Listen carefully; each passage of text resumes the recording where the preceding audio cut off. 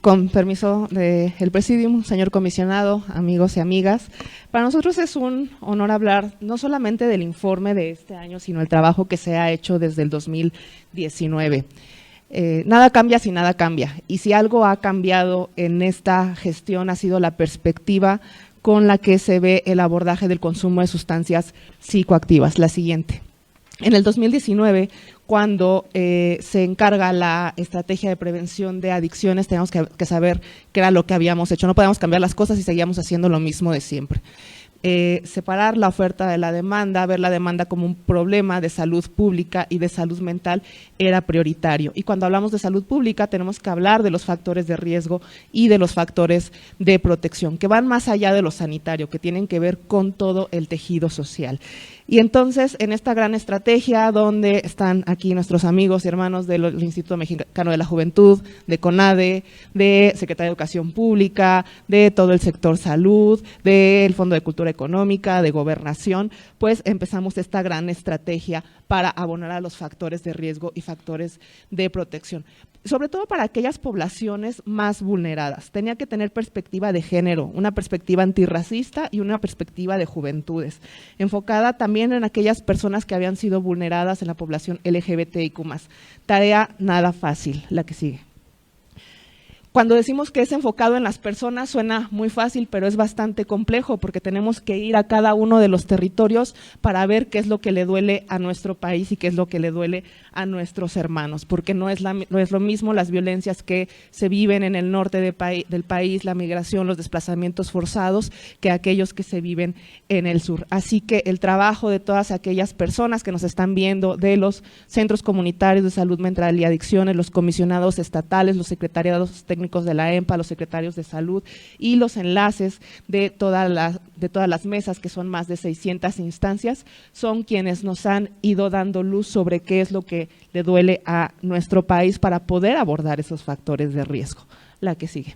Y hemos tenido que irnos transformando. Y algo que se ha transformado dentro de la CONASAMA, que tenemos poquito tiempo siendo SAP-CONADIC, CONSAME, ha sido el Observatorio Nacional Mexicano de Salud Mental y Adicciones, el cual nos da información de los 3 niveles de gobierno y nos permite tomar decisiones, que ha evolucionado rápidamente gracias a el liderazgo de la maestra Nadia Robles.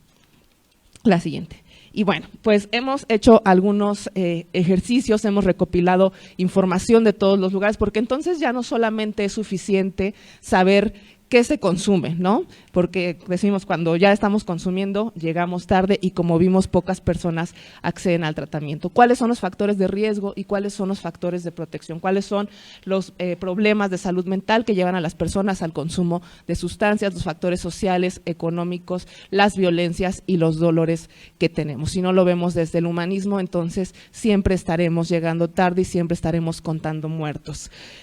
Y bueno, empezaremos hablando de algo un ejercicio muy interesante que se hizo desde el observatorio, que tiene que ver con el consumo del cannabis. Sigue siendo una de las sustancias ilícitas de mayor experimentación en la población mexicana, y se hizo una encuesta en línea sobre el uso de cannabis y derivados en este año. Participaron 13,470 personas entre 12 y 75 años. De estas, el 28%, es decir, 3,769, consumieron cannabis alguna vez en la vida, y solamente 1 de cada 5 dijeron consumirla actualmente.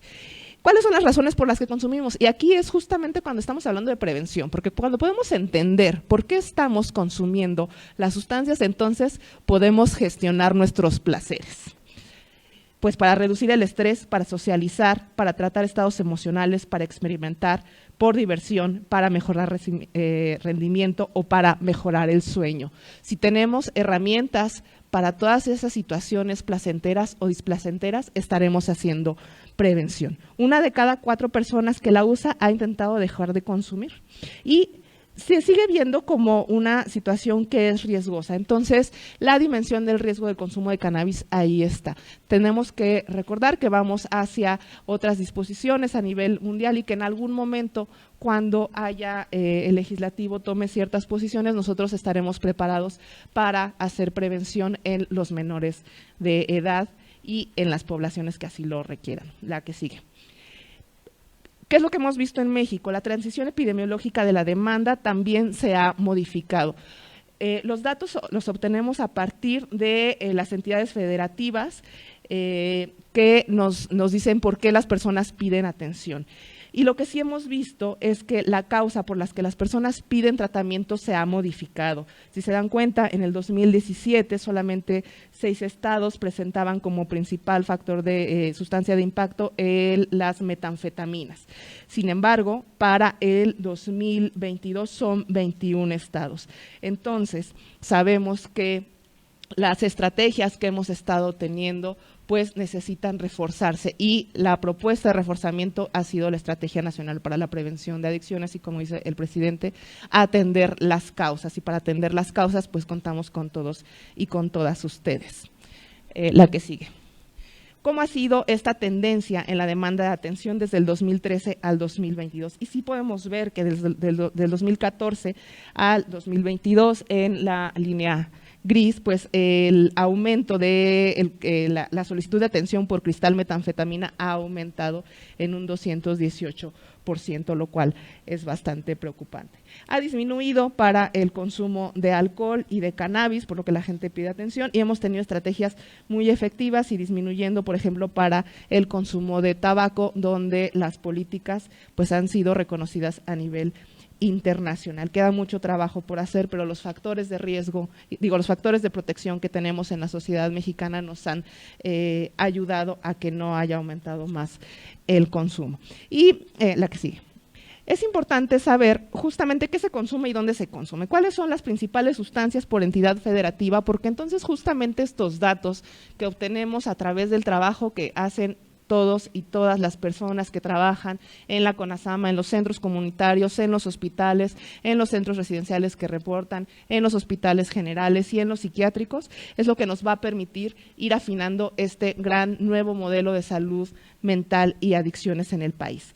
En 2/3 partes de los estados se presentan patrones similares de demanda de atención por el tipo de sustancia, en el sur más alcohol y cannabis, y hay presencia de cocaína. Y entonces el abordaje y las políticas tendrán que ir enfocadas hacia allá. En el noroccidente prevalecen las metanfetaminas, el alcohol y el cannabis. Y se destaca la presencia de opioides en Baja California y Sonora. En ese sentido, pues las políticas tendrán que adecuarse siempre con el acompañamiento de la evidencia y de la CONASAMA por delante.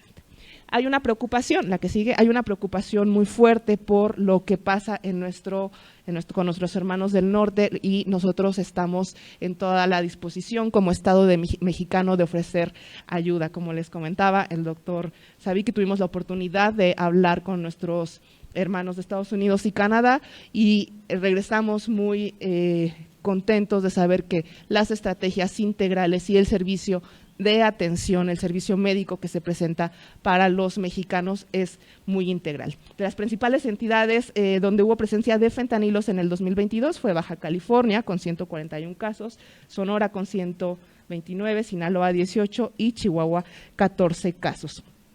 Siguen siendo pocos casos para el 2022, 333. Sin embargo, el dar herramientas a las poblaciones, a los menores de edad, para que puedan tomar las mejores decisiones y no estemos en problemas similares a otras instancias, ha sido de las grandes prioridades de este gobierno. Por ejemplo, en la estrategia en el aula de la Secretaría de Educación Pública, y durante estos 4 años, todas las estrategias de comunicación que hemos tenido con todas las organismos hermanos de la EMPA.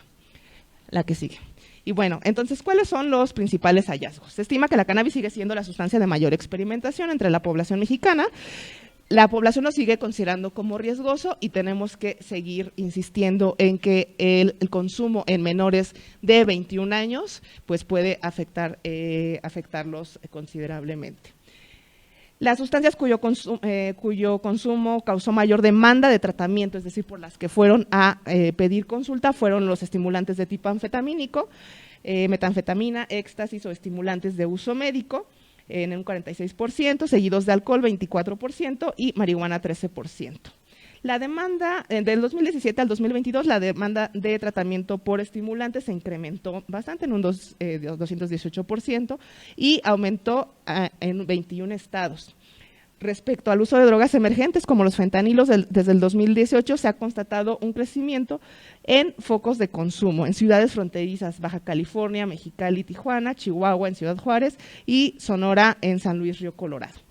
Con acciones de prevención hasta enero de 2023, la Estrategia Nacional para la Prevención de Adicciones atendió a 35 millones de personas en todo el país. Y me refiero con acciones que hemos hecho con todo el gobierno federal, estatal y municipal. Así que tan solo poder haber hecho los indicadores, medirlos, recaudarlos y poder reportarlos ha sido un gran reto de todos y de todas, y se los agradecemos porque un tercio de la población mexicana sabe qué es la EMPA. En el marco de las acciones de los centros comunitarios, se han realizado 2.1 millones de detecciones oportunas de riesgo psicosocial en adolescentes y se han atendido en tratamiento a 305,000 personas, la que sigue.